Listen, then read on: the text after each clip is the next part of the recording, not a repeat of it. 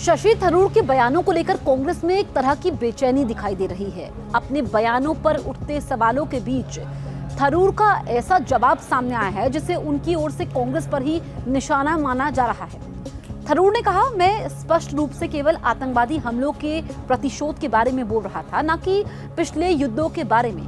मेरी टिप्पणियों से पहले हाल के वर्षों में हुए कई हमलों का संदर्भ दिया गया था, जिसके दौरान पिछली भारतीय प्रतिक्रियाएं नियंत्रण रेखा और अंतर्राष्ट्रीय सीमा के लिए हमारे जिम्मेदार सम्मान द्वारा सहमत थी। लेकिन हमेशा की तरह मेरे विचारों और शब्दों को तोड़ने मरोड़ने के लिए आलोचकों और ट्रोल्स का स्वागत है। जैसा वो उचित समझे, मेरे पास वास्तव में करने के लिए बेहतर चीजें हैं।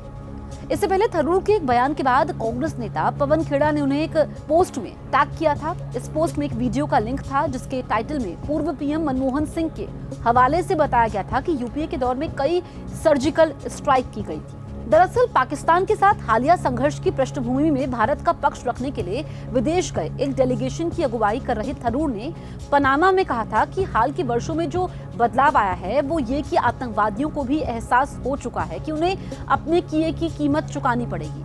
थरूर के हवाले से मीडिया रिपोर्ट्स में कहा गया कि पहली बार ऐसा हुआ कि सितंबर 2016 में उरी हमले के बाद भारत ने आतंकी ठिकानों पर सर्जिकल स्ट्राइक करने के लिए भारत और पाकिस्तान के बीच की नियंत्रण रेखा को पार किया। थरूर के कथित बयान को लेकर कांग्रेस नेता उदित राज ने भी प्रतिक्रिया दी। उन्होंने कहा, प्रिय शशि थरूर, मैं पीएम मोदी से इसकी पहल कर सकता हूं कि वो आपको बीजेपी का मुख्य प्रवक्ता घोषित कर दे, यहां तक कि भारत लौटने से पहले आपको विदेश मंत्री भी घोषित कर दे।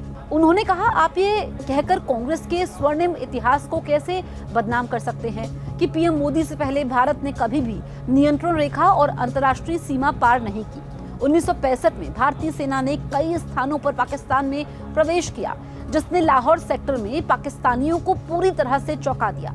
उदित राज ने यह भी कहा कि साल 1971 में भारत ने पाकिस्तान के 2 टुकड़े कर दिए और यूपीए सरकार के समय कई सर्जिकल स्ट्राइक की गई, लेकिन इसको राजनीतिक रूप से भुनाने के लिए ढोल नहीं पीटा गया। उदित राज ने कहा, जिस पार्टी ने आपको इतना कुछ दिया उसके प्रति आप इतने बेईमान कैसे हो सकते हैं।